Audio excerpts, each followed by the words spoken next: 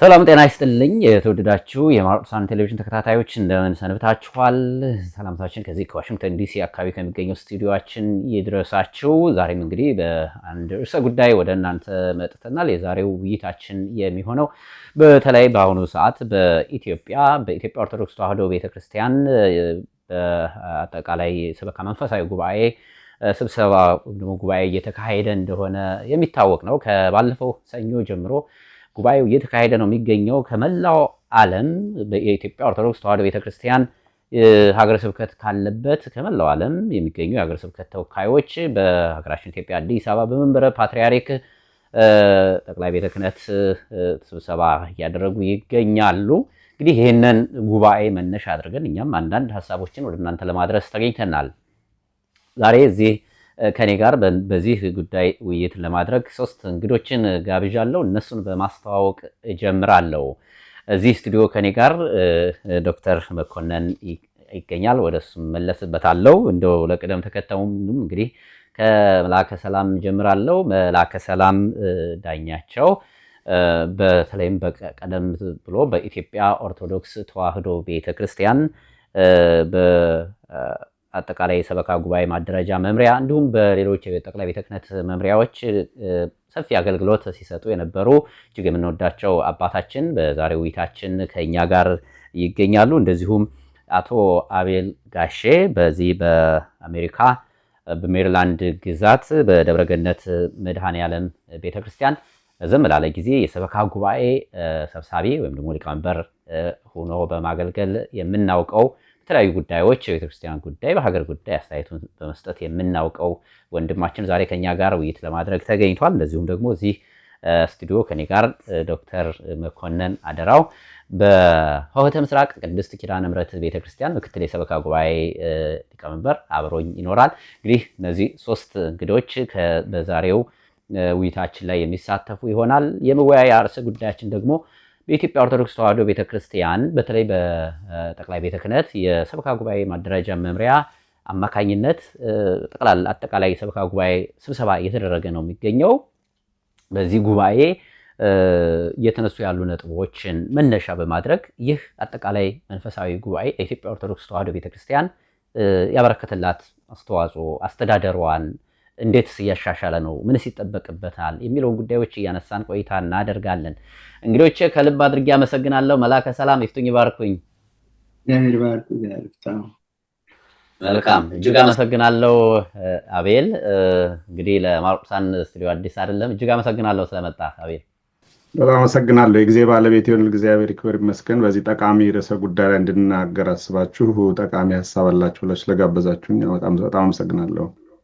መልካም ዶክተር መኮንንም አመሰግናለሁ ስለተጋበዝን እግዚአብሔር ይስጥልን። ከነ መላከ ሰላም ዳኛቸው ጋራ በእንደዚህ አይነት ጉዳይ ላይ ቁጭ ብሎ ተወያይ መሆን ይከብዳል፣ ግን ያው እንማራለን ከእርሳቸው። እግዚአብሔር ይስጥልን። መልካም እንግዲህ በሁላችሁም አሁን ላይ በኢትዮጵያ ኦርቶዶክስ ተዋሕዶ ቤተክርስቲያን በተለይ በዚህ በሰበካ ጉባኤ ዛሬ በምናነሳው ርዕሰ ጉዳይ ሰፋ ያለ ግንዛቤ እውቀቱም ስላላችሁ የተሻለ እናንተ ብትገልጹት ጥሩ ነው በሚል ነው ዛሬ ይህንን ርዕሰ ጉዳይ አንስተን ለመነጋገር ያሰብነው። ቀደም ሲል እንዳልኩት እንግዲህ በኢትዮጵያ ከባለፈው ሰኞ ጀምሮ በተለይም ደግሞ ከጥቅምቱ የቅዱስ ሲኖዶስ ጉባኤ በፊት በየዓመቱ የሚካሄድ ዓለም አቀፍ የአጠቃላይ መንፈሳዊ ሰበካ ጉባኤ ስብሰባ ይካሄዳል። በተለይ በጠቅላይ ቤተ ክህነት አስተናጋጅነት የሚካሄድ መርሃ ግብር ነው። ከዛ በኋላ ደግሞ እንግዲህ የጥቅምቱ ቅዱስ ሲኖዶስ ጉባኤ ይጀምራል ማለት ነው። ይህ የሰበካ ጉባኤ አጠቃላይ መንፈሳዊ ጉባኤ ለቅዱስ ሲኖዶስ ስብሰባም እንደ ግብዓት የሚጠቀሙበት ነው። እንዲሁም ደግሞ አንድ ዓመት ሙሉ በየሀገረ ስብከቱ ያሉ ሀገረ ስብከቶች በየሀገሩ በመላው ዓለም የኢትዮጵያ ኦርቶዶክስ ተዋሕዶ ቤተክርስቲያን በምትገኝበት ሁሉ ያሉ ሀገረ ስብከቶች ምን እንደሰሩ ሪፖርት የሚያቀርቡበት ነው። የጎደለም ነገር ካለ ችግርም ካለ ደግሞ ወደ ቅዱስ ሲኖዶስ ጉባኤ ቀርቦ መፍትሄ እንዲሰጥበት ለውይይት የሚቀርብ አጀንዳ ሁሉ የሚነሳበት አጠቃላይ መንፈሳዊ ጉባኤ ነው። ለግንዛቤ ያክል ግን እንደው ይህ የሰበካ ጉባኤ አደረጃጀቱ አመሰራረቱ ምን ይመስላል፣ መነሻው ምንድን ነው የሚለውን እንጀምራለን። መላከ ሰላም ከርሰው እንጀምር። እንግዲህ ይህንን በማደራጀት በመምራት እንደዚህ መስመር እንዲይዝ በማድረግ ትልቅ አስተዋጽኦ ካበረከቱት የቤተክርስቲያናችን ሊቃውንት አባቶች መካከል እርስዎ አንዱ ነዎትና እስኪ ትንሽ ነገር ይንገሩን መላከ ሰላም። በኢትዮጵያ ኦርቶዶክስ ተዋሕዶ ቤተክርስቲያን የሰበካ ጉባኤ አመሰራረቱ ታሪካዊ ዳራው ምን ይመስላል? እንግዲህ የቤተክርስቲያን መሰረቱ ጥንቱ ከሰው አእምሮ የመነጨ ከሰው ሕሊና በተነሳ ሐሳብ አይደለም። ቤተክርስቲያን የተመሰረተችው በራሱ በልዕልና በሚኖረው ፈጣሪያችን በልዑል እግዚአብሔር ፈቃድ ነው። እሱ ነው በመካከላችሁ እኖራለሁ እንድኖር ቤተ መቅደስ ስሩልኝ ብሎ ያዘዘ። ቤተክርስቲያን እንድትመሰረት እንድትታነጽ ንድፉንም የቤተክርስቲያን አሰራር ቅርጿንም ሁለመናዋን እቅዱን አዘጋጅቶ ለሙሴ የሰጠ እሱ እግዚአብሔር ነው። ከዚያም በኋላ ለሙሴ በደብተራ ኦሪት ደብተራ ብርሃን አምሳል ለሙሴ በተሰጠ መመሪያ የተሰራችው ደብተራ ኦሪት የሙሴ ድንኳን እስራኤል በምድረ በዳ በጉዞ ላይ ሳሉ ጭምር መካከላቸው ያቆሟት 12ቱ ነገደ እስራኤል 3ቱ በአንድ ወገን 3ቱ በአንድ ወገን በአራቱም ማዕዘን በምስራቅ በምዕራብ በሰሜን ድንኳናቸውን እየተከሉ እሷን ድንኳን የደብተራ ኦሪትን በመካከላቸው እያደረጉ ዙሪያዋን እንደ አጥር እንደ ቅጥር እየከበቡ እሷን በመካከል አድርገው እግዚአብሔርን ያመሰግኑባት ነበረ። ከዚያም እንግዲህ ሲያዝ በሐዲስ ኪዳን አበው ሐዋርያት የመሰረቷት ያቋቋማት ቤተክርስቲያን አባቶች ለትምህርተ ወንጌል፣ ለጸሎት፣ ለቤተ መቅደስ ውስጥ አገልግሎት የተሻለና የበለጠ ጊዜ እንዲኖራቸው ለማድረግ ሲባል ምዕመናንና ካህናት በህብረት የሚገኙበት የአስተዳደር ጉባኤ እንዲኖር የመሰረቱ አባቶቻችን ሐዋርያት ናቸው።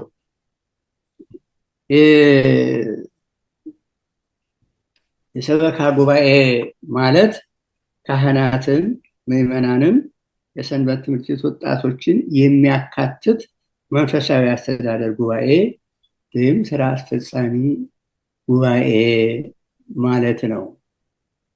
ዓላማውም ቤተክርስቲያንን በመሰረቷ ላይ ማጥበቅ፣ በመሰረቷ ጸንታ እንድትኖር እየተንቀሳቀሰችም መንፈሳዊ ኃላፊነቷን ዓላማዋን ተከትላ ግዴታዋን እንድትወጣ ስብከተ ወንጌልን በማስፋፋት የካህናትን የእውቀት ችሎታ፣ የሙያ ደረጃ፣ የኑሮዋቸውን ሁኔታ ማሻሻል እንዲቻል እንዲሁም ደግሞ አስተዳደርን የሚመለከቱ ጉዳዮች ሲነሱ በዓለማውያን ዳኞችና ፍርድ ቤቶች ወጥቶ ከመከራከር ከመሟገት ይልቅ ቤተክርስቲያን የራሷን የውስጥ አስተዳደር ችግር በራሷ አባላት እየተወያዩበት እንዲፈታ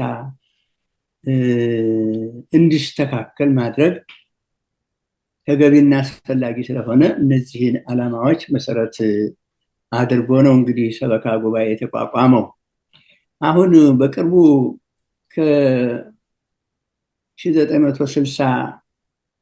ከ1960ዎቹ ወዲህ በጽናት የተቋቋመው የሰበካ ጉባኤ የተመሰረተበት ዋናው ዓላማ በመንግስት በሀገር ደረጃ የመንግስት ለውጥና የፖለቲካ ለውጥ እንቅስቃሴ እየታየ እየተሰማ ስለነበረ ቤተክርስቲያን ራሷን መቻል አለባት። ወታደር አስተዳደር ስርዓት በተመሰረተ ጊዜ የቤተክርስቲያን መሬቶችም ከአስራት ይገኛል የተባለው ገቢም ሁሉ እንደሚወሰድ ስለታወጀ ያን ጊዜ የግድ ቤተክርስቲያን ራሷን በራሷ ማስተዳደር መምራት መቻል አለበት በሚለው ሀሳብ ላይ ተመስርቶ ነው የሰበካ ጉባኤ እንዲቋቋም ግዴታ የነበረው። በመሰረቱም እንዳልኩት አበው ሐዋርያት እኛ አልሰራንበትም። እንዲሁ ዝም ብለን በቅዳሴ በውዳሴ የቤተክርስቲያን ቃል ትምህርት በመማር በማስተማር እንጂ በአገልግሎቱ ወደ አደባባይ ወጣ ብለን ምዕመናንን በሃይማኖታቸው እንዲነቁ እንዲጸኑ የወንጌልን ትምህርት እንዲያገኙ የተደረገበት ጊዜ አልነበረም። ቅዳሴያችንም ሁሉ አብዛኛው በግዕዝ ነው። ዜማችንም ለወጣቱ ለምዕመናንም ትንሽ በሚቀና መልኩ እንዲገባ ተደርጎ የተደራጀበት ሁኔታም ሁሉ አልነበረም። ይህንን ሁሉ ማስተካከል ማቃናት ያስፈልጋልና ቤተክርስቲያን ራሷን ችላ በሁሉም የአገልግሎት ዘርፎቿ መንቀሳቀስ አለባት ከሚል መሰረታዊ ሀሳብ በመነሳት ነው እንግዲህ የሰበካ ጉባኤ አስተዳደር ምስረታ የተጀመረው።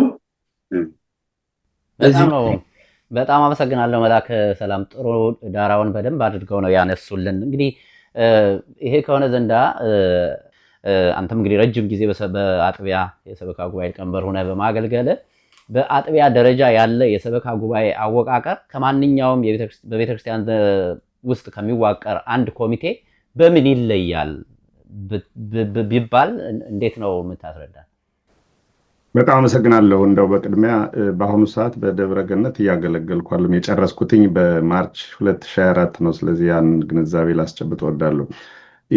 አባታችን ያርሙኛል። የመጀመሪያ ጊዜ ቃለ ዓዋዲው በአዋጅ የወጣው በብፁዕ ቅዱስ አቡነ ቴዎፍሎስ ጊዜ ተጀምነው ቃለ ዓዋዲው በስርዓት ሆኖ የዚህን የሰበካ ጉባኤ አደረጃጀት ለቤተክርስቲያኑ አስተዳደር የፈቀደውም በስራ የሚዋለ ከዚያ ጊዜ ጀምሮ ነው። በቅርብ ጊዜ ድረስ ይሄ ቃለ ዓዋዲ እየታደሰ በስራ ላይ እየዋለ መጥቷል። አሁን በቅርቡ በሶስት ቋንቋዎች ቢያንስ በአማርኛ፣ በእንግሊዝኛ፣ በትግርኛና በኦሮሞኛ ተተርጉሞ ስራ ላይ የዋለውን አይቻልም። የመጨረሻ እጅ ላይ ያለው በእንግሊዝኛና በኦሮሞኛ፣ በትግርኛ እንዲሁም በአማርኛ ያለ አለ። በዚህ ቃለ ዓዋዲ ይመስለኛል እንግዲህ ቤተክርስቲያኖች እንዲተዳደሩ አብያተ ክርስቲያናት የሚታወጅ እንግዲህ ይሄንን በዚህ ስርዓት በተወጣው መሰረት መላከ ሰላም በትክክል ያውቁታል የሄደበትን ታሪኩን እሳቸው ናቸው የሚነግሩን። ግን በጠቅላላውን ወደዚህ በስራ ላይ የተተረጎመበትን ሁኔታ ስናይ በተለይ በዚህ በውጭ ላሉ አብያተ ክርስቲያናት የተለየ መልክ ይዞ የመጣበት ሁኔታም አይተናልና ግን ሰበካ ጉባኤ በጠቅላሉ አስፈላጊ የሆነ አስተዳደራዊ ስርዓትን ሊሰጥ በሚችልበት መንገዱ ቅድም አባታችን እንዳስቀመጡት ካህናትንም ምዕመናንንም ይዞ ጠቅላላ የሰበካ ጉባኤው የመረጣቸው አካላት በስራ የሚሳተፉበትን መጽሐፍ ቅዱሳዊ በሆነ ሂደት እንዲደረግ የተደረገበት ለቤተክርስቲያኗ ትልቅ ጥቅም አለው ብዬ ላምን እወዳለሁ። ይህም ደግሞ ሂደቱን እንግዲህ በቅርብ እኛም በዚህ በውጭ ሀገር ያሉ አብያተ ክርስቲያናት የሰሩባቸው ነው። እንግዲህ ቢያንስ በዚህ በሰሜን አሜሪካ አካባቢ ወደ 10 ሀገረ ስብከቶች አሉ። በእያንዳንዱ ሀገረ ስብከት ውስጥ ደግሞ ያሉ አጥቢያ ቤተክርስቲያናት የሚተዳደሩባቸው የሰበካ ጉባኤ አስተዳደር ስርዓቶች አሉ። እንግዲህ ምናልባትም በአመጣጥ ደረጃ ሀገር ቤት ያለውን የሰበካ ጉባኤ አደረጃጀት ሙሉ ለሙሉ ወደዚህ ለማምጣት አንዳንድ የቦታ የመንግስት አስተዳደር ስርዓቶች የመሳሰሉት በጠየቁት መንገድ ሰበካ ጉባኤ የማይባሉ ቦርድ የሚባል አስተዳደር ስርዓት የሰሩ አብያተ ክርስቲያናትም አሉ። አጋጣሚ እኔ ያገለገልኩበት ቤተክርስቲያንም እንዲሁ በቦርድ የሚተዳደር ነው። ሆኖ እንደዚህ ሰበካ ጉባኤ የሚባል ቦርድ ዋና መሰረታዊ ሀሳቡና ጥቅሙ አንዲት አጥቢያ ቤተክርስቲያን ባላትን አስተዳደራዊ ስርዓት የመንፈሳዊ ስርዓትን ሊያገለግል በሚችልበት መንገዱ ጥሩ የሆነ አስተዳደር ዘርግቶ ያንን በትክክል በስራ ላይ የመዋል ነው። ይሄም በሚሆንበት ጊዜ እንግዲህ አንደኛ ዋና ተልእኮዋን ቤተክርስቲያን ወንጌልን የማስፋት ስራዋና እግዚአብሔርን ምዕመኑ አምልኮ በስርዓት የሚኖርበትን መንገድ ሊገለገል እንዲችል ያሉ ምድራዊ የሆኑ አስተዳዳሪ ነገሮችን በመተግበር በኩል ካህናቱን እያገዘ ሊሰራ የሚገባው አካላዊ ስርዓት ነው። ይህ ስርዓት ጥቅም ያለው መሆኑን ያየው ስለሆነ ምንም ጥያቄ ውስጥ የሚገባ አይደለም። እንግዲህ ቅድም እንዳልኩት ወደዚህ ወደ ውጭ ሀገር የመጡ ወይም የተመሰረቱ አጥቢያ ቤተክርስቲያናት እንዳልኩት ከዝም ብሎ በቃለ ዓዋዲው ላይ ከተጻፈው የሰበካ ጉባኤ አሰራር ስርዓት በአንዳንድ መልኩ ለየት ያሉ ስርዓቶችን የሄዱባቸው ነገሮች አሉ። ይሄውም ደግሞ እንዳልኩት በሀገሩ ሲመሰረቱ የሀገሩን የአስተዳደር ህግና ስርዓት በተመለከተ የሚኬድባቸው አሉ። እንደ ምሳሌ የምጠቅሰው እንግዲህ እዚህ ሀገር አጥቢያ ቤተክርስቲያን ሲመሰረት መጀመሪያ ህጋዊ ሰውነት ይዞ የመመስረት ነገር ስላለ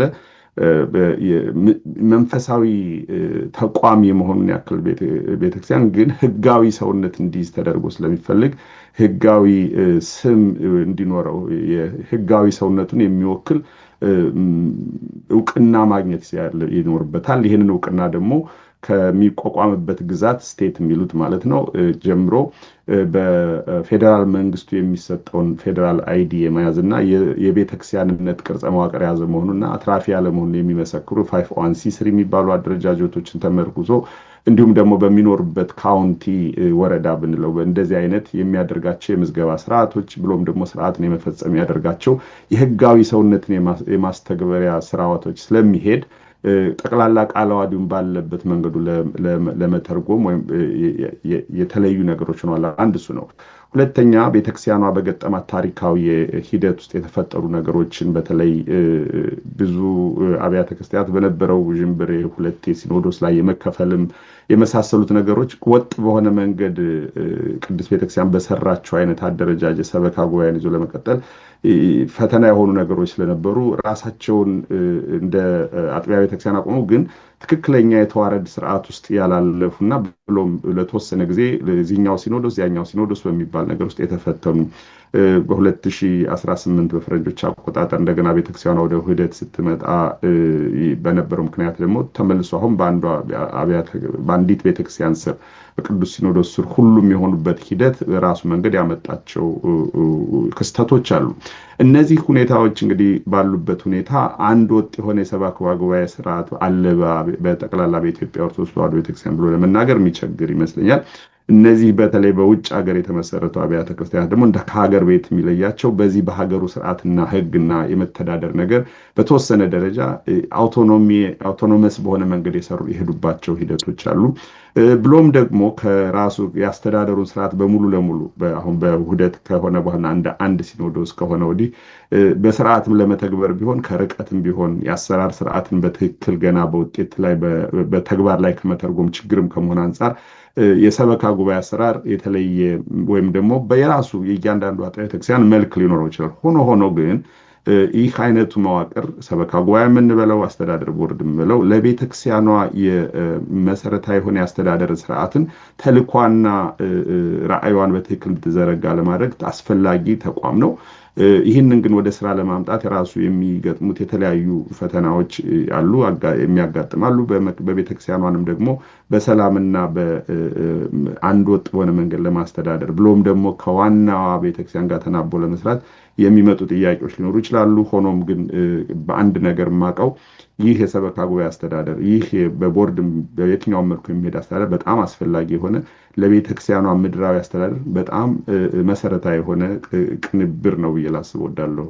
ወንድም ተፍያ በጣም አመሰግናለሁ። እስኪ እንመለስበታለን። በተለይ አሁን የገጠሙ ተግዳሮቶች ወይም ደግሞ የቦርድ የሚሆን ሰበካ ጉባኤ ቤተክርስቲያኗን በማስተዳደር በኩል ያለው አዎንታዊ ሚናን እናነሳዋለን። ወደኋላ ላይ ጥሩ አድርገህ ነው የገለጽክልን አቤል። ዶክተር መኮንን ወደ አንተ ልምጣ። እስኪ እንግዲህ ይህ የሰበካ ጉባኤ በየትኛውም አጥቢያ መኖሩ የቤተክርስቲያንን አስተዳደር ከማዘመን አንጻር ወይም ደግሞ ቤተክርስቲያኗ ምዕመናን ጠብቃ እንድትሄድ ከማድረግና ተልዕኮዋን እንድትወጣ ከማድረግ አንጻር ያለው አዎንታዊ ሚና ምን ይመስላል? ምንስ እየሰራችሁ ነው? የሰበካ ጉባኤ ባይኖርስ አጥቢያ ቤተክርስቲያን ምን ትሆናለች? እሺ እግዚአብሔር ይስጥልኝ። እንግዲህ የሰበካ ጉባኤ ባይኖር አንድ አጥቢያን እንዴት አድርጎ ማሰብ ይቻላል የሚለውን ምናልባት ቅድም መላከ ሰላምም አቤልም ገልጸውታል። እኔ በዋናነት ማተኮር የምፈልገው በተለይም ደግሞ በውጭው ዓለም የሰበካ ጉባኤ ባይኖር ምን ልትሆን ትችላለች ቤተክርስቲያን ስንል ብዙ የተወሳሰበ የህግ አሰራር ያለበት አገር እንደመሆኑ አንፃር እኛ የምንኖርበት አሁን አገር ሰበካ ጉባኤ ቤተክርስቲያኗ ከመንግስት ጋር ሳትጣላ የቤተክርስቲያንን ደግሞ እምነቷን፣ ትውፊቷን፣ አስተዳደሯን ሳትሸራርፍ እንድትቀጥል የሚሰራ ትልቅ አካል ነው ማለት ነው። እንደውም ቅድምም ከሌሎች ኮሚቴዎች ምን ይለየዋልም ብለህ ጠይቀህ ነበር። እንግዲህ የሚሰጠው ስልጣን ነው ከሌሎች ኮሚቴዎች የሚለየው ማለት ነው። እንግዲህ በአንድ አጥቢያ ውስጥ ትልቁ የስልጣን አካል ያለው ጠቅላላ ጉባኤው የአባላት ጠቅላላ ጉባኤ ነው። ያ በውክልና ስልጣን ተሰጥቶት በቃለ ዓዋዲው መሰረት የሚያስተዳድራት ቤተክርስቲያኗን የሚያስተዳድራት ደግሞ ሰበካ ጉባኤው ነው ማለት ነው። እና እንግዲህ ምዕመናን ዋናው ዓላማችን ምዕመናንን እንግዲህ እንደሚገባው እግዚአብሔርን አመስግነው በቅዱስ ስጋውና በክቡር ደሙ ከብረው በኋላ መንግስቱን እንዲወርሱ ማድረግ ነው። በመሃል ግን እዚያ ለመድረስ የሚደረጉ በርካታ ነገሮች አሉ። ሀብትን ቤተክርስቲያን ሀብት እንድታፈራ ሀብቷን በአግባቡ እንድትጠብቅ የኔ የምትላቸውን ሰዎቿን እንድትንከባከብ ካህናቷን እንግዲህ አባላቱ የሰበካ ጉባኤ አባላት የሚባሉት የሚመሰርቱት ካህናት ማህበረ ካህናት አለ። ከማህበረ ካህናት የሚወከል ከሰንበት ትምህርት ቤት የሚወከል ከምዕመናን የሚወከል እንደዚሁም ደግሞ ከወረዳ ቤተ ክህነትም ኃላፊነት ኖሮት ያንን በስርዓት መሄዱን የሚከታተል አካል ኖሮ ይዋቀር ነው የሚለው አይደለም እንዴ? እና ሰበካ ጉባኤ መኖሩ ትውፊቷ ሳይሸራረፍ ሃይማኖቷ እምነቷ ሳይሸራረፍ አስተዳደሯና ሀብቷ ሳይመዘበር እንዲቀጥል የሚያደርግ ነው። ምን እየሰራችሁ ነው የሚል በመጨረሻ ላይ ጥያቄ ጨምረሃል። እንግዲህ ሰበካ ጉባኤ በየአጥቢያው እንግዲህ የተለያየ አያያዝና የተለያየ አሰራር ሊኖረው ይችላል። እንግዲህ ቤተክርስቲያን የምንፈልገውን ደረጃ የሰበካ ጉባኤ በየአጥቢያው ላይኖረን ይችላል። ከነችግሩ ግን እጅግ በጣም አስፈላጊ የሆነ ቤተክርስቲያን እንድትቀጥል አስተዳደሯ እንዲቀጥል አንድነቷ ሐዋርያዊነቷ እንዲቀጥል ከሚያስፈልጉ ነገሮች አንዱ ትልቁ የሰበካ ጉባኤ ነው ብዬ አስባለሁ። በጣም ግሩም። ሰሞኑን እየተካሄደ ያለው ከሰኞ ጀምሮ በሀገራችን ኢትዮጵያ እየተካሄደ ያለው 44ኛው የአጠቃላይ መንፈሳዊ ሰበካ ጉባኤ አስተዳደር ጉባኤ እየተካሄደ ነው። በየዓለሙ በዓለም ካሉት ሀገረ ስብከት የተውጣጡ ስራ አስኪያጆች እና ተወካዮች እየተሳተፉበት ይገኛሉ። ይህንን ጉባኤ እስኪ ትንሽ እንዳሰው ወደ መላከ ሰላም ልመለስና ይሄ ጉባኤ መላከ ሰላም ምናልባት የሰበካ ጉባኤ አደረጃጀቱ ሲመሰረት ሲዋቀር ይሄ ጉባኤም እንዲኖር ሲደረግ ምንን ታሳቢ ተደርጎ ነው ጉባኤ ማድረጉ? በየዓመቱ መሰባሰቡ መገናኘቱ ያስፈለገው ለምንድን ነው?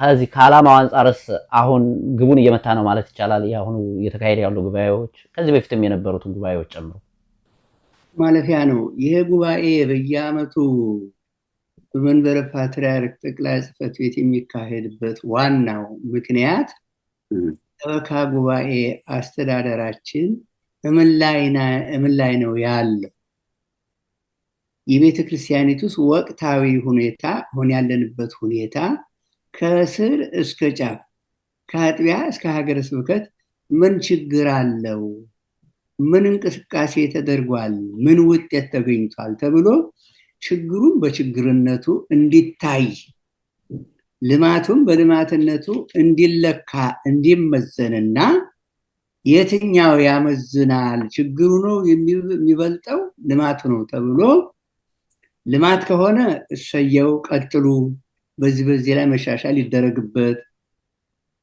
በዚህ ሂዱ ተብሎ መመሪያ ውሳኔ እንዲሰጥበት ነው። ችግርም ካለ ደግሞ ችግሮቹ ምንድን ናቸው? ከኛ ከአሰራር ከተልእኳችን ድክመት ጉድለት ነው ወይስ ራሱ እዛው አጥቢያ ቤተክርስቲያን ሰበካ ጉባኤ ተብሎ ከተመረጠው ከተሰየመው ኮሚቴ ወይም አጥቢያውን ከሚያስተዳድሩት ምዕመናን የሚመነጭ ነው? ከምን ላይ ነው ችግሩ ምን ላይ ነው ብሎ የችግሩን መነሻ የችግሩን አይነት የችግሩን መጠን ተረድቶ በማዕከል በማህበር በአጠቃላይ በጋራ ጭንቅላት በጋራ ምክክር የጋራ ውሳኔ እንዲሰጥበት ለማድረግ ነው። በመሰረቱ ይሄ የመንበረ ፓትርያርክ አጠቃላይ የሰበካ ጉባኤ ከመካሄዱ በፊት ቀደም ብሎ በዚህ በሰበካ ጉባኤ ማደራጃ መምሪያው ባለሙያዎች ነበሩበት። እንግዲህ አንድን ስም ነጥሎ ገሌ ማለቱ ትንሽ ደስ አይልም እንጂ ባለሙያዎች ሌሊትም ቀንም ስራዬ ብለው የሚያስቡለት የሚጨነቁለት ጭንቅላታቸውንም በትምህርታቸው ብቃት ስራ ላይ የሚያውሉለት ሰዎች ነበሩ።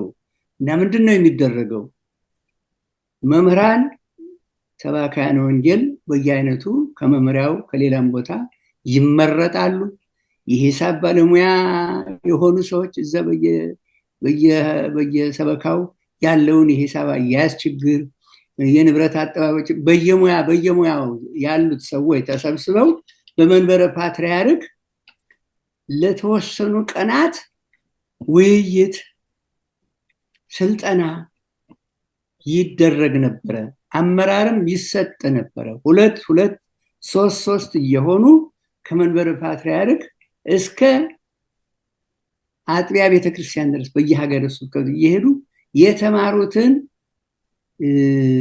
የሰለጠኑበትን ብቻ ሳይሆን እዚያው ከአካባቢውም ደግሞ ያለውን ችግር በመረዳት የጋራ ትምህርት እየተሰጠ ስልጠና እየተሰጠ ለሰበካ ጉባኤው መጠናከር ብዙ አስተዋጽኦ ይደረግ ነበረ። አሁን ዛሬ ያ ስምሪት ያለም አይመስለኝም። ካለም ደግሞ በሀገር ውስጥ ባሉት ሁኔታዎች፣ ወቅታዊ ሁኔታዎች ቅድም ለመጥቀስም እንደሞከርኩት የመልክዓ ምድሩን ማቀማመጥ አለመመቻቸት ብዙ ድካም፣ ብዙ ውጣ ውረድ ይጠይቃል፣ ብዙ መንገላታት ይጠይቃል። ከዛም ሌላ ደግሞ ፍጹም ፈቃደኝነት፣ ይህንን ውጣ ውረድ አልፌ ቤተክርስቲያንን በታሰበው መሰረት ዓላማዋን ይዛ እንድትገፋ የበኩሌን አስተዋጽኦ ማድረግ አለብኝ የሚለው በጎ ፈቃደኝነትም ሁሉ ያንሳል እንጂ ስምሪት እየተደረገ ምዕመናንን ካህናትን እያነቁ እያስታረቁ እያስማሙ ወቅታዊ የነበሩ ችግሮችም እንኳ ቢኖሩ እዛው እየተፈታ ነበር የሚሰራው እና የግንኙነት ሰንሰለቱ ከአጥቢያ ቤተክርስቲያን እስከ ሀገረ ስብከት፣ ከሀገረ ስብከት እስከ መንበረ ፓትርያርክ ያለው ያስተዳደሩ ሰንሰለት ቅኝቱ የሚሰማማ የሚደማመጥ መሆን አለበት።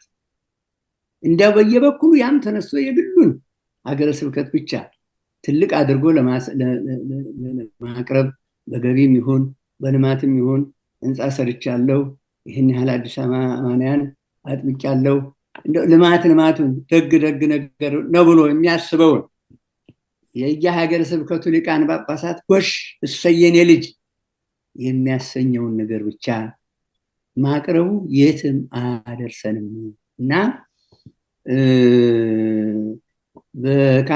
በአጥቢያ ደረጃ ያለችው ሰበካ ጉባኤ የካህናትና ምዕመናን የሰንበት ትምህርት ቤት ወጣቶች የጋራ ማህበር፣ አንድነት፣ ጉባኤ፣ ስብሰባ እንደመሆኗ መጠን የሰበካ ጉባኤ የሚመረጡት አባላትም አመኔታ ያላቸው፣ ትህትና ያላቸው፣ ቅድም ወንድማችን አቶ አቤል እንዳሉ ትህትና ያላቸው፣ ለእውነት የቆሙ በእውነት መንገድ ለመሄድ ውሳኔ ያላቸው ካህናትና ምዕመናኑ ደግሞ የጋራ መከባበር እንዲኖራቸው፣ የጋራ መግባባት እንዲኖራቸው ካህናቱ ምዕመናኑን እንደው ለየት አድርገው ይሄ አስተዳደር የነሱ ነው የሚሉ ከሆነ ምዕመናንም ካህናቱን ይሄ የካህናቱ ጉዳይ ነው ብለው ነገሮችን የማግለል ሁኔታ ከተፈጠረ ምንጊዜም መቃናት የለም። በመሰረቱ አንዱ ትልቁ ነገር ደግሞ በቤተ ክህነት በካህናቱና ምዕመናኑ መካከል እንደው ግልጽ የሆነ መግባባት ሊኖር ያስፈልጋል፣ ይገባል። የኢትዮጵያ ቤተክርስቲያን ምዕመናን የሚበሉት ቢያጡ የሚሰጡት አያጡም። እንኳን በሰበካ ጉባኤ የተወሰነ ትንሽ አስተዋጽኦ ቀርቶ ርስታቸውንም ቤታቸውንም ሀብታቸውን ልጆቻቸውንም ሳይቀር ይሰጣሉ። የአንገት የጆሮ የጣት ቀለበቶቻቸው ሳይቀር እያወጡ ይሰጣሉ። በሚገባ ካስተማርናቸው የሚገባ ትምህርት፣ የሚያሳምን ትምህርት፣ ከእውነት አንጻር ስራቸውን ሊያሰራ የሚያስችል ትምህርት ከሰጠናቸው በራቸውን አይደለም ልቡናቸውን ከፍተው ወለል አድርገው ያሳዩናል እና መተማመን ያስፈልጋል። ንቃት፣ ጉብኝት፣ ክትትልም ያስፈልጋል። እስከ ዓመቱ ድረስ ጉብኝት፣ ክትትል በየወረዳው በየአጥቢያው ደረጃ ክትትል ያስፈልጋል እና የቤተ ክርስቲያናችን ታላቅነት ሰፊ ነው፣ ዓለም አቀፋዊት ናት። አሁንማ ቅድም እንደጠቃቀሳችሁት በአሜሪካ ብቻ አይደለም፣ በአውሮፓም አለች፣ እኔም እንዳነሳሁት በአፍሪካም ሁሉ በሁሉም ዓለም እውነትነቷ እየታወቀ እየተረጋገጠ ተፈላጊነቷም እየጨመረ በሄደ መጠን እኛ ደግሞ ያንን ተፈላጊነት እውን ለማድረግ አገልግሎታችንም የተወደደ የሰመረ ለማድረግ በሰበካ ጉባኤ ከአጥቢያ ጀምሮ እስከ መንበረ ፓትርያርክ ያለውን የአስተዳደርም የአሰራርም ሰንሰለቶቻችንን ማጠበቅ፣ በየጊዜው መቃኘት፣ መጎብኘት ያስፈልጋል። ገና ብዙ ይቀረናል ብዬ ነው የማስበው። አቤል፣ ከዚህ አንጻር አሁን መላከ ሰላም የዘረዘሯቸው የዚህ ጠቅላላ ጉባኤ ዓላማ አለና ከዚህ አንጻር በትክክል ከስሙም እንደምንረዳው የሰበካ መንፈሳዊ ጉባኤ አስተዳደር ስራዎችን እና ተግዳሮቶች የሚነሱበት ጉባኤ ነው ወይ? እንዴት ታዘብከው? እንዴት ነው ስትታዘበው የኖርከው? ለበርካታ ጊዜ የተካሄደ ጉባኤ እንደመሆኑ መጠን። አመሰግናለሁ። ይሄ ጉባኤ በመጀመሪያ አስፈላጊነቱ ቅድም መላከ ሰላም እንዳሉት አስፈላጊነቱ አንድ እቺ ቤተክርስቲያን አሃዳዊ በአንድ መንፈስ ስር የምትታሰር ናት። የትም ከ40 ሺህ በላይ አጥቢያ ቤተክርስቲያናት አሉ በቤተክርስቲያኗ ውስጥ ሀገር ቤትም በውጭም ብለው ማለት ነው። እነዚህ ሁሉ ውስጥ ግን አንዲት የኢትዮጵያ ኦርቶዶክስ ተዋሕዶ ቤተክርስቲያን መንፈስ ነው መስረጽ ያለበትም በአሰራር ስርዓትም ማለት ነው እና አንዱ በዚህ አብሮ በጋራ ተሰብስቦ ምን እንመስላለን። ቅድም የዚህ ሀገር መንግስት ስቴት ኦፍ ዘ ዩኒየን የሚሉት ውይይት አላቸው። ከዓመት አንድ ጊዜ ሀገራችን ምንድናት ብለው ኮንግረስ እና ፕሬዚዳንቱ መጣ ያደርጋሉ። የሀገሪቱን መንፈስ በአንድ የሚያዩበት መንገድ ይልቁንም ደግሞ ቤተክርስቲያን ግን በአንዲት መንፈስ እንደ ነዶ የታሰረ ምእመን አስተዳደሩን በዚያው ልክ አንድ ወጥ የሆነ መሆኑ በሚያሳይ መንገዱ ያንን የሚያሳልጥ የሚያስመስልና በትክክልም ደግሞ ይሄ መሆኑ ተግባራዊነቱን ለመመዘን የሚደረጉ እንደዚህ ዓመታዊ ጉባኤዎች ያስፈልጋሉ። የቤተክርስቲያኗን አንድነት የሚመሰከርባቸው ስለሆኑ ማለት ነው። አንዱ የዚች ቤተክርስቲያን ትሩፋት ብዬ ማስበው ከተለይም ደግሞ አንጻራዊ ደረጃ የፕሮቴስታንት እምነት ነው ወደዚህ አድርገን ስናየው የሰንሰለትነቱ ከላይ እስከታች ድረስ አንድ ድምፅ እንዲኖረው የሚያስፈልግበት ነገር ቤተክርስቲያን ያለ መልክ ስላላት ነው። በጌታችን በአምላካችን በኢየሱስ ክርስቶስ ስርዓትና መስተዳደር ውስጥ ያለች መሆኗ የሚታወቅበት ይሄን አይነት ነውና ይሄ መታዘዝ ከመስዋዕትነት ይበልጣል የሚል የመጽሐፍ ቃል ቤተክርስቲያን ውስጥ ሊታይ ይገባል እና አጥቢያ ቤተክርስቲያናት ለዋናው ለሲኖዶሱም ለቤተ ክህነቱም በሚወርደው ተዋረድ ውስጥ በተለይ በቃለ ዓዋዲው ውስጥ ባለው የትእዛዛትና አሰራር ስርዓት ውስጥ መታቀፋቸው መመዘኑ ካልሰራም ደግሞ ለምን የሚሉ ጥያቄዎች ለማንሳት የሚያስችሉ እንዲህ ያሉ ጉባኤዎች ሲኖሩ ነው። ይሄ ጉባኤ በትክክል በታሰበበት መንገዱ እነዚህ ነገሮች ለማሳካት ይችላሉ የሚለው በሚዛን ደረጃ እንግዲህ ትልቆች ሊቃውንት የሚመዝኑት ነው የሚሆነው። እንደኔ ቤቴው ጥቁር ራስ ባይናገር እወዳለሁ። ግን ሊሆኑ የሚገባቸው ግን ነገሮች አሉ። ይሄ በዚህ ጉባኤ ከሚጠበቁት የቤተክርስቲያኗን አንድነት ለማጥበቅ ካሪቢያን ያለ አንድ ቤተክርስቲያን፣ ኒውዮርክ ያለ ቤተክርስቲያን፣ ኤሌ ያለ ቤተክርስቲያን፣ አውሮፓ ያለ ቤተክርስቲያን ሀገር ውስጥ ካሉት አጥቢያ ቤተክርስቲያኖች ጋር በስርዓተ ሂደት ውስጥ ቢያንስ መንፈሱ አንድ አይነት መሆን አለበት። ይህንን ቤተክርስቲያኗ ክብሯ የተጠበቀበት ቤተክርስቲያን መሆኑን ከማን ፓስተር ወይ ምናምን ተነስቶ ከሚሰራቸው ቤተክርስቲያን እምነት ቤቶች የተለየ ነው። የኢትዮጵያ ኦርቶዶክስ ቤተክርስቲያን በራሱ በውቅሩ በአሰራሩ በይዘቱ ይሄ መልኳ ቤተክርስቲያኗ ይጠበቃሉ የሚለውን ሚዛን ለመውሰድ አስፈላጊ ናቸው እንደዚህ ያሉ ጉባኤዎች። እንግዲህ ይሄ ጉባኤ እነዚህ ጉባኤዎች በትክክል ይሰራሉ ወይ? በታሰበበት መንገዱ ሪፖርቶች ቀርበው ጥንካሬዎች ምንድናቸው? ድክመቶች ምንድናቸው? ምን ክፍተቶች ተገኙ? እነዚህን ክፍተቶች እንዴት ነው የምናስተካክላቸው? ቤተክርስቲያናዊ መልካችን እንዴት ነው ብሎ ለመጠየቅ በሚያስችል ደረጃ ይሰራሉ ለማለት ያስቸግራል። ዛሬ ራሷ ቤተክርስቲያኗ በብዙ መንገድ የተፈተነችበት አመራሩን ጨምሮ ማለት ነው የተፈተኑበት ሁኔታ ነው እንደምናየው። በተለይ ባለፉት 50 ዓመት ደግሞ የዚች ቤተክርስቲያን አካሄድ ይሄንን አንድ ወጥነቷን የሚፈትኑ ብዙ መከራዎችን ያየች ቤተክርስቲያን ናት። በዚህ ውስጥ ልቦና አግኝቶ የሰከነ መንፈስ ይዞ እንዴት ነው ሰበካ ጉባኤዎች እየሰሩ ያለው? ወጥነታቸው እንዴት ነው? የሚሰጠውን በሰንሰለት የጠበቀ ትእዛዝ መቀበል የሚችሉ ናቸው የሚለውን ለማጠየቅ እንኳን ልቦና አለው ብዬ ለማሰብ ይቸገራል። ይሄ በተለይ ከዓመት 2 የሚደረገው ስብሰባ በጣም ሪጂድ በሆነ መንገዱ የተወሰኑ ሪፖርቶች የሚነበቡበት ከተነበቡ በኋላ ደግሞ በተወሰነ መንገዱ ይጠቅማሉ የተባሉ የፖሊሲም ይሆናል የመተዳደሪያም የመግለጫዎች ተነበው የሚያልቁበት ከመሆኑ አንጻር ብዙ የስራውን ድክመት መርምሮ ይሄ ጥንካሬ መደረግ አለበት ተብሎ ያተመርምሮ እንደገና ወደ ከፍታ መውጣታችን ሊመረመር የሚችልበት ሂደት አለ ብዬ ለማመን ቸገራለሁ። ብዙ ፈተናዎች ስላሉ ማለት ነው። ግን ያስፈልጋል። በሚያስፈልግበት ምንድነው ቅድም እንዳልኩት የቤተክርስቲያኗ ትክል የሚፈልገው አንድ ነገር አለ። ከላይ ከመንበረ ፓትርያርክ ጀምሮ እስከ አጥቢያ ቤተክርስቲያን ድረስ የኢትዮጵያ ኦርቶዶክስ ተዋሕዶ ቤተክርስቲያን የአሰራር ስርዓትም የመንፈሳዊነት ገጽታዋም እንዲነበብባት ስለምንፈልግ መሆንም ስላለበት ይሄንንም ብለው ደግሞ አባቶች ስርዓት ስለሰሩ ይሄንን መጠየቅ አስፈላጊ ነው። ግን ይሄንን ካልኩ ዘንዳ በእነዚህ ጉባኤዎች የሚደረጉ ነገሮች ለምሳሌ በውጭ ሀገር የተመሰረቱ አጥቢያ ቤተክርስቲያኖች ግምት ውስጥ ይገባሉ ወይ? ሄደው ልክ ነው የሚወከሉ አካል ሊኖሩ ይችላሉ። ግን ከዚያ የተወሰኑ ውሳኔዎች የስራ ውሳኔዎች መጣው እንደገና አጥቢያ ቤተክርስቲያናት እንዲተረገብሯቸው የሚኬድበት አካሄድ አለ የለም ልልህ ይችላል። ፍሬ ለምን 6 ዓመት በሰበካ ጉባኤ ኃላፊነት ስቆይ የመጡ እንዲመደረግ አለባቸው ተብሎ ከነዚህ አይነት ጉባኤዎች የተወሰኑ ለማስተካከል የተወሰኑ ውሳኔዎች የሄዱባቸውን ጊዜ እኔ አላቅም። በተለይ በርቀት ላይ ያለው የዲያስፖራ አካባቢ ያለው አጥቢያ ቤተክርስቲያናት በጣም በብዙ ነገሩ ገና ወደፊት በእንዲህ ያለው የመመሪያ ስርዓት ውስጥ ሊያልፉ የሚችሉበት እንዲህ ዓመታዊ የሚደረጉ ስብሰባዎች የሚተገበሩባቸው የሚሆኑበትን ጊዜ ወደፊት የምናየው ይሆናል እንጂ አሁን ባለበት ሁኔታው ይሄ እንኳን እዚህ ላሉት አይደለም እዚያም ላሉት እኔ አስቸጋሪ ነው ብዬ ነው የማስበው። ብዙ ግን ስራ ያስፈልጋል። ይሄም ደግሞ አሁን የሚደረገው ተጠናክሮ መደረግ ያለበት ነው። አንድና አንድ መሰረታዊ የሆነ ነገር ግን የምናሰምርበት ነገር ቤተክርስቲያኗ ቅድም እንዳልኩት ነው።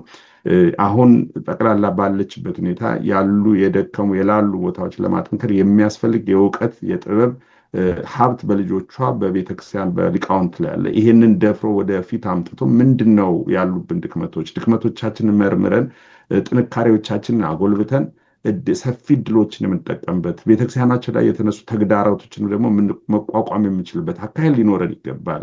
በዚህ ውስጥ ደግሞ እያንዳንዱ ቤተክርስቲያን የራሷ ሚና ሊኖራታል። የሰበካ ጉባኤ አደረጃጀታችንም ለዚህ ጠቃሚ ነው። ይሄንን በምን አይነት ሁኔታ ብናያይዘው ለአሁንም ለአጭር ጊዜ ለመካከለኛ ጊዜ በረጅም ጊዜ ደግሞ ቤተክርስቲያኗን ለማጠንከር አሰራሯን ለማጎልበት ብሎም ደግሞ ያላትን ሪሶርስ የገንዘብም የሰው ኃይልም ጠቅላላ ደግሞ በዘመናት ያጠናቀመችውን የጥበብ ድልብ ሀብት በጠቅላላ ዓለም አቀፋዊ ይዘቱ ከፍ ባለ መንገድና የቤተክርስቲያኗ ክብር የሚጠበቅበት የምትጠነክርበት ነገር መሰራት ይቻላል ብዬ አስባለሁ። ቅድም አባታችን ያሰመሩበትን ነው የምለው። ብዙ የሚጠበቅብን ጊዜ ነው። ለዚያ የሚበቁ ደግሞ መሪዎችም ያስፈልጉናል። መሪዎችም ደግሞ ቤተክርስቲያኗ በሚያስፈልገው ደረጃ እንዲቆሙ ያስፈልጋል። ዛሬ ከፍተኛ ፈተና አለብን ብንል ምዕመኑ የራሱ የሆነ ችግር የሚያመጣው አለ። በመሪዎችም አካሄድ ደግሞ እንደዚሁ ፈተናዎች አሉና የቤተክርስቲያኗን ክብር የሚጠብቁ አመራር ከአመራሩ ምዕመኑም እንደምዕመኑ ይሄንን ሊያስተካክል ይገባል ብዬ አስባለሁ። ጥሩም በጣም አመሰግናለሁ አቤል። ተወዳጅ ተመልካቾቻችን የዛሬው ውይይታችን ያተኮረው በተለይ በሀገራችን ኢትዮጵያ እንግዲህ ከጥቅምቱ ሲኖዶስ በፊት በየዓመቱ የሚካሄደው የአጠቃላይ መንፈሳዊ ሰበካ ጉባኤ ስብሰባ እየተካሄደ ይገኛል።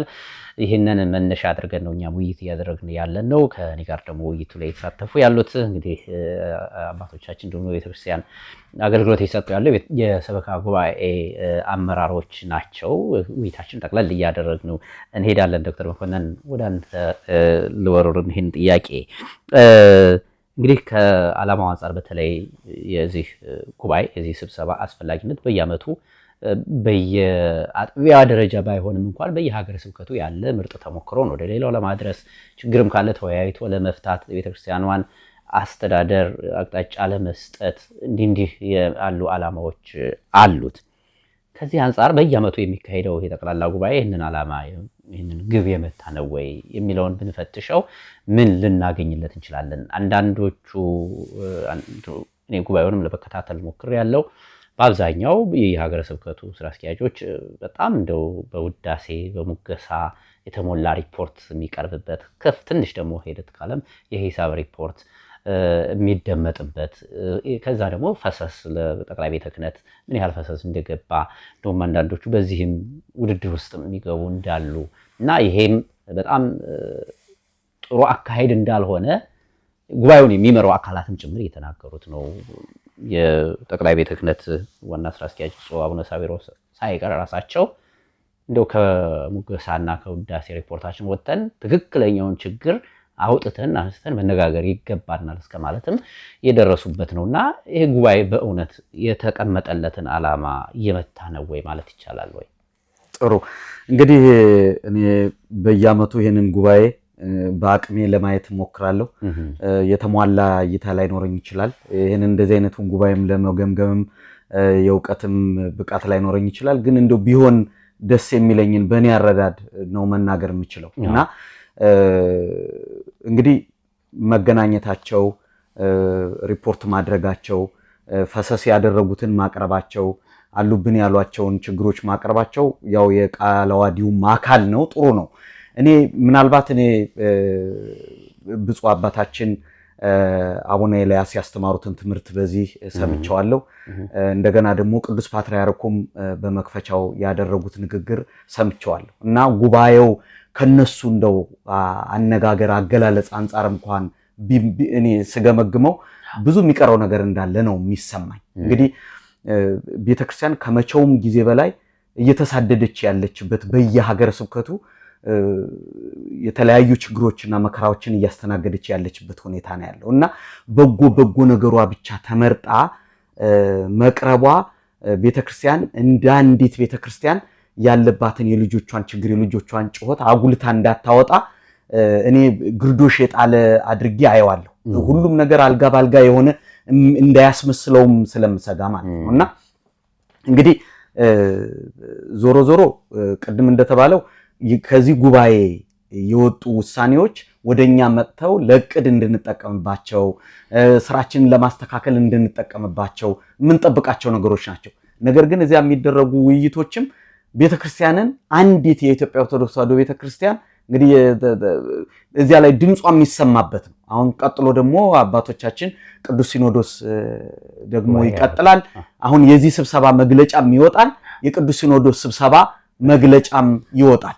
ያ ሲወጣ ምንድነው የሚወጣው ብለን በየዓመቱ ስናይ አንዳንዱ ትንሽ የሚያሸማቀቅም ሊሆን ይችላል። ምክንያቱም የምዕመናን ጩኸት፣ የምዕመናን ሮሮ፣ የአምልኮት ቦታቸው እየተወሰደ ቤተክርስቲያኖቻቸው እየፈረሱ ካህናቶቻቸው እየታረዱ ያንን እንደው በተወሰነ ደረጃ እንኳን ያ ችግር ያለባቸው ሀገረ ስብከት ስራ አስኪያጆች ያን ጎላ አድርገው ሲናገሩ ምን ሰማበት አይደለም እና እኔ አንዳንድ ጊዜ ምን ይመስለኛል ያው ቤተክርስቲያን የዓለማዊ ገዢዎችን ፖለቲከኞቹን እንደው ቋንቋ ብታስተምራቸው አነጋገር ብታስተምራቸው እንደዚያ ነበር የነበረው። አሁን ከዚያ ወደዚህ እያመጣንም ይመስለኛል አንዳንዱ አገላለጻችን አንዳንዱ ውዳሴያችን ትንሽ የቤተክርስቲያንን አንገብጋቢ ችግሮች ጥላ እያጠላባቸው ነው የሚመስለኝና እኔ የሚቀረው ነገር አለ ብዬ ነው የማስበው። እንግዲህ ከተረዳሁት ትክክል ነው። በተለይ አሁን በአጥቢያ ደረጃ የሰበካ ጉባኤ የአጥቢያን ችግር በመፍታት ላይ ያተኮረ ነው አይደል? ቅድም ስንነጋገር እንደነበረው የአንዲት ቤተክርስቲያን ችግር ቀድሞ ሊፈታ የሚችለው ሰበካ ጉባኤ ነው። ሰበካ ጉባኤ በላይ ከሆነ ምናልባት ወደ ወረዳ ቤተ ክህነት ወደ ሀገረ ስብከቱ እያለ እንግዲህ ወደ መምሪያው ሊሄድ ይችላል ማለት ነው።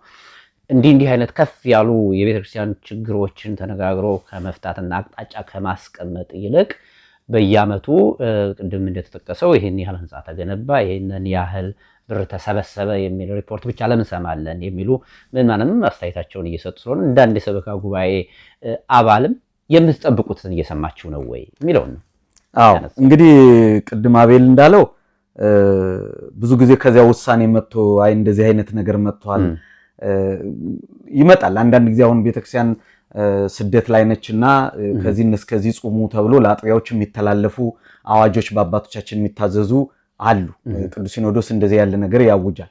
ግን እነዚህም ጉባኤዎች የኛ አሁን ውክልና አለካል የእያንዳንዱ አጥቢያ ሰበካ ጉባኤ በዚያ በሀገረ ስብከቱ በኩል ተወክሏል ካል ያሉ ችግሮችም አብረው ጎላ ብለው ሊጠቀሱ ይገባል። ያንንም ደግሞ ለማድረግ ሀገረ ስብከቱ በመጀመሪያ በስሩ ያሉት አብያተ ክርስቲያናትን ጨምቆ ሪፖርቶችን ይዞ ሄዶ ነው እዚያ ላይ ማቅረብ ያለበት እና ያ ሲቀርብ ዋናዎቹ ምንድናቸው ሲባል እኔ ዋናዎቹ አይመስለኝም እውነት ለመናገር። ምናልባት የተሰራው ህንጻ ጥሩ ነው፣ ለቤተክርስቲያን ልማት ያስፈልጋል። የተቃጠለው ህንጻ የተገፉት የተገደሉት የተሳደዱት ምዕመናንም ቢሰማ እኔ ለምዕመናንም እርካታ የሚያስገኝ ይመስለኛልና እውነት የምጠብቁትን አግኝታችኋል ወይ ላልከው እኔ እውነት ለመናገር በየዓመቱ በተለይ ከ2005-6 ዓመተ ምህረት ጀምሮ እንደው በንቃት ማቀው ጉባኤ ነውና እኔ እንጃ። መልካም እንግዲህ እንዲህ አይነት ነገሮች ከታችስ ያለው መዋቅርስ ምን ይላል የሚለውን መስማት ጥሩ ነው ተገቢም ነው በሚል ነው እንግዲህ ማንሳት የሚያስፈልገው። ያሁኑ የ44ኛው ጠቅላላ ጉባኤ ቢያልፍ እንኳን በ45ኛው ከታች ከምዕመናኑ ከሰበካ ጉባኤ አባላት የሚነሱ ጥያቄዎችንም ማድመጥ አለበት ጉባኤው ይሄንን ማንሳት አለበትና እንደው አጨብጭቦ አሞግሶ ይሄኛው ሀገረ ስብከት አንደኛ ወጣ ብሎ መጨረሻ ላይ ደረጃም ሁሉ ይወጣል፣ ምስክር ወረቀት ሽልማትም ይሰጣል። ጥሩ ነው የሰራን ማበረታታት፣ ግን ደግሞ እንዳልከው ብዙ ችግሮችን ደግሞ የሚያነሳ መሆን አለበት የሚሉ አስተያየቶች እኛም ስለሚደርሱን ነውና በጥሩ ሁኔታ ነው ያነሳው። እያጠቃለል ነው እንሂድና መላከ ሰላም ታዲያ እንዴት እናስተካክለው? ምንድን ነበር መሆን የነበረበት? ምንስ ነበረ የምንጠብቀው? በአንድ አጥቢያ ቤተክርስቲያን ውስጥ ያሉ ምዕመናንስ ከዚህ ትልቅ እነሱን ከሚወክል ጉባኤ የሚጠብቁትና መስማት የነበረባቸው ምንድን ነው የሚለውን ያንሱልን። እንግዲህ ከየሀገረ ስብከቱ መሪ አበው ሊቃነ ጳጳሳት ልጀምር። አባቶቻችን ሊቃነ ጳጳሳት ይህንን ሰበካ አስተዳደር ጉባኤ የመሰረቱ ሐዋርያት ናቸው። ዓላማቸው ግልጽ ነው። እኛ ለጸሎት፣ ለወንጌል ትምህርት፣ ለቤተ ክርስቲያን የውስጥ አገልግሎት ጊዜ ያንሰናል። አስተዳደሩን፣ የገንዘብ አስተዋጽኦውን፣ ውጣ ውረዱን ማህበረ ካህናትና ምዕመናን ይምሩት ብለው የመሰረቱ እነሱ ናቸው። ይህን ሲመሰርቱ ግን ዝም ብለው አልተዋቸውም።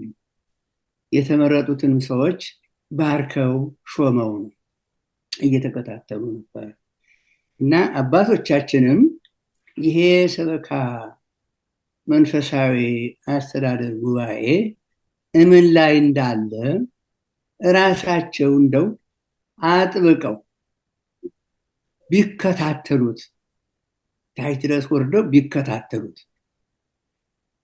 ሁለተኛ የሚቀርቡት ሪፖርቶች በእውነት ይሄ ሪፖርት እንደዚህ አምሮ የቀረበው በእውነት ተሰርቶ ከተጠናከሩ ሰበካ ጉባኤያት የተገኘ አስተዋጽኦ ነው ወይስ ደግሞ ያንን የማቅረብ ግዴታ ብቻ ስላለ ከቅል ቀንድ ተብሎ የተገኘ ነው የሚለውን ቢመለከቱት። ምናልባት በዘመናዊው ይሄ አስተዳደርና አመራር ውስብስብ ችግሮች ምክንያት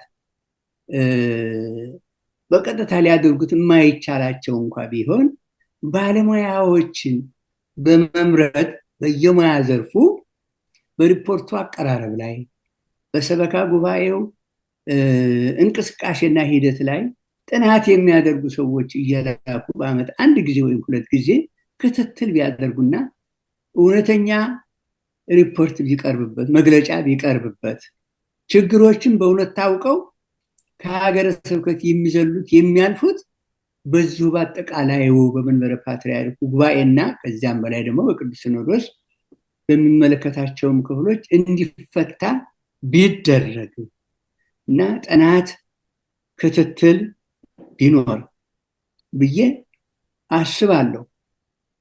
ሌላው እንደው ይሄ ውጭ ሀገር ሁሉ አሁን መቼም ቤተክርስቲያን ተቋቋመ፣ የኢትዮጵያ ቤተክርስቲያን መስቀልን ታከብራለች፣ ጥምቀትን፣ ትንሣኤን ታከብራለች። ለትንሣኤ ለጥምቀት ጨረቃ መስሎ ከዋክብትን መስሎ ምዕመናኑ በጻዕዳ ልብስ አምረው ደምቀው ያከብራሉ። እውነት ነው፣ ሃይማኖታቸው ነው፣ ደስ ያሰኛል፣ ያስከብራል። ግን ክትትል ጥናት ቢደረግ ከሀገሪቱ ቤተክርስቲያን ቅዱስ ሲኖዶስ በቅዱስ ሲኖዶስ ጥላ ስር ያለ የየሀገሮቹን ልማትና ጥፋት የሚከታተል ጥያቄም ካለ ጥያቄያቸውን እየተከታተለ እየተቀበለ መልስ የሚሰጥ በሲኖዶስ እውቅና ያለው በሙያ ደረጃ የተዋቀረ ማዕከል እንኳ ቢኖር የአፍሪካውያንም ጥያቄዎችና ችግሮች የሚመለከት በአሜሪካም ሆነ በአውሮፓም ሆነ በዚህ በካሪቢያን ደሴቶችም ሆነ የተቋቋሙት አብያተ ክርስቲያናት ሁሉ አሁን በየምዕራቡ እንደገና ወደ ነበሩበት እየተመለሱ ናቸው። አንዳንዶችም እንዴት ጀምረን ይችን ቤተክርስቲያን እንተዋለን፣ እንዴት እንሸሻለን እያሉ የየግል ጥረታቸውን እያደረጉ ነው። ሐዋርያ የለም፣ መልእክተኛ የለም፣ አጥኒ የለም፣ ክትትል የለም። በአመት አንድ ጊዜ በጉባኤ ላይ ብቻ አሜን አሜን ማለቱ ያጸናናሉ ያስኬደናሉ የሚለውን ብፁዓን አባቶቻችን እንዳው በትኩረት ቢመለከቱትና በኃላፊነት ደረጃቸው ያለውን እንቅስቃሴ በቅርብ ቢከታተሉት እንደገና ቢታይ በእውነቱ ከስር ጀምሮ ቢጠና ምን ያህል ተሰርቷል፣ ምን ጥቅም ተገኝቷል፣ ምን ያህል ያልተሰራ ስራ ቀርቷል፣ ምንድነው ምን ብናደርግ ነው ወደፊት መሄድ የምንችለው የሚለውን ከውስጣችን ከአስተዳደሮቻችን ከየሀገረ ስብከቱ ከመንበረ ፓትርያርክ ጀምሮ በየደብሩ በየአጥቢያው ካለው የውስጣችን ችግር ውስብስብ ያለ ችግር በቀላሉ ሊገፋ የማይችል ችግር ያለበትን ሁሉ እያየን የምንፈታበትን ጥበብ ብናጠና አባቶቻችን ለዚህ ቢተባበሩ ቡራኪያቸው ቢጨመርበት ይሻል ይሆናል። ምዕመናንም ከየአጥቢያ አብያተ ክርስቲያናት ጀምረው በየደረጃ በሰበካ ጉባኤ ያሉት የሌሉትም ጭምር ምን እየተሰራ ነው ያለው፣ ምን ላይ ነው ያለነው የሚል ጥያቄ ቢጠይቁ በእውቀታቸውም ቢተባበሩ ለስራው ኃይል ጉልበት እንዲኖር የበኩላቸውን አስተዋጽኦ ቢያደርጉ መላው ምዕመናን ቢተባበሩበት ይጠቅም ይሆናል፣ ይረዳ ይሆናል የሚል እምነትና ተስፋ አለኝ። መቼም ተስፋ አይቆረጥም፣ በሂደታችን ሁልጊዜም ተስፋ አለ። ይህንን ነው በጣም ግሩም፣ በጣም ጥሩ ማጠቃለያ ነው የሰጡን መላከ ሰላም። ከልብ አድርጌ አመሰግናለሁ። በእውነቱ ለጊዜዎትም ለአገልግሎትም እጅግ አድርጌ አመሰግናለሁ። እግዚአብሔር ያክብርልኝ። ይህ የውይይታችን ማሰሪያ ማጠቃለያ የሚሆነው አባቶቻችን በተለይ በጉባኤው እየተሳተፉ ያሉ የየሀገረ ስብከቱ ስራ አስኪያጆች የአጥቢያዎችንም ጉዳይ እንዲሉ የሰበካ ጉባኤውን ጉዳይ እንዲሉ የሚያቀርቧቸው ሪፖርቶች ከጭብጨባ ከሙገሳና ከውዳሴ አለፍ ብለው አንዳንዶቹ በመንግስት መስሪያ ቤቶች የምንሰማቸው አይነት ትክክል ያልሆኑ ሪፖርቶች የሚቀርቡበትንም እየሰማን ስለሆነ ከሱ ወጣ ብለው ትክክለኛ የቤተክርስቲያንን ጉዳይ የቤተክርስቲያንን ችግር እንዲያነሱና ደግሞ ለመፍትሄ ሀሳቦችን እንዲያመነጩ ማሳሰብ የድርሻችን መወጣት ነውና በዚህ ተሳትፋችሁ ይሄንን ሀሳብ ስላጋራችሁን ከልብ አድርጌ አመሰግናለሁ። መላከ ሰላም እግዚአብሔር ያክብርልኝ።